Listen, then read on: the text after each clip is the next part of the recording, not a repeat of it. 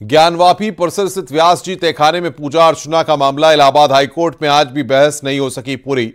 आज की सुनवाई में आपको बता दें कि मुस्लिम पक्ष को कोई राहत नहीं मिली है। व्यास जी तहखाने में पूजा अर्चना पर हाईकोर्ट ने रोक नहीं लगाई है। 15 फरवरी को मामले की अगली सुनवाई होगी। सबसे पहले यूपी सुन्नी सेंट्रल वक्फ बोर्ड के अधिवक्ता पुनीत गुप्ता ने पक्ष रखा। उन्होंने कहा कि व्यास जी तहखाना कभी हिंदुओं के कब्जे में नहीं था।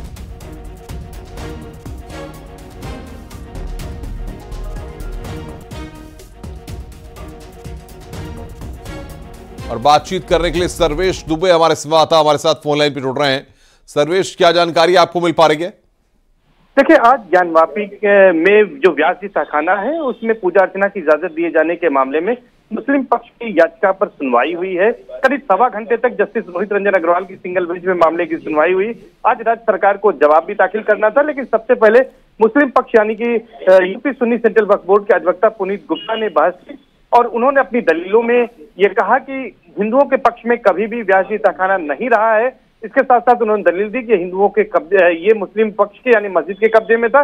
और उन्होंने ये भी कहा कोर्ट में कि जिस तरह से वाराणसी के जिला जज ने आदेश दिया, 17 जनवरी के आदेश में उन्होंने नियुक्त किया और अपने ही आदेश का विरोधाभासी आदेश देते हुए 31 जनवरी को पूजा अर्चना का इजाजत दे दी, ये पूरी तरह से गलत है। कोर्ट में ये भी उन्होंने दलील दी। उसके बाद मुस्लिम पक्ष की ओर से ही अंजुमन इंतजामिया मसाजिद कमेटी के सीनियर एडवोकेट सैयद फरमान अहमद तकवी ने भी अपना पक्ष रखा। करीब सवा घंटे की बहस में उन्होंने ये दलील दी कि जो वहां व्यास जी तहखाने में जो आदेश दिया गया 31 जनवरी का, वो पूरी तरह से कानून की नजर में गलत है।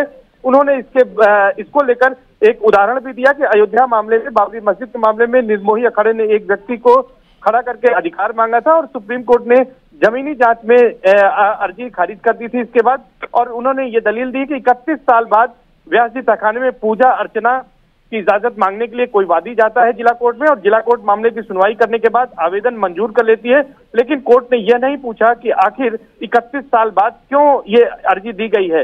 तो इस तरह के तमाम सवाल खड़े किए गए हैं। हालांकि आज मामले में बहस पूरी नहीं हो पाई, जिसके बाद कोर्ट ने 15 फरवरी की अगली तारीख निश्चित की है और अब इस मामले में 15 फरवरी को अगली सुनवाई होगी। जी, क्या माना जाए सर्वेश, जिस तरीके से तमाम सारी चीजें निकल करके इस पूरे मामले में आ रही थी, अब फिलहाल मुस्लिम पक्ष को राहत कोई भी नहीं मिली है और ये कहा जा रहा है कि और भी कहीं इस पूरे मामले को लेकर के अपनी बात रखी जा सकती है?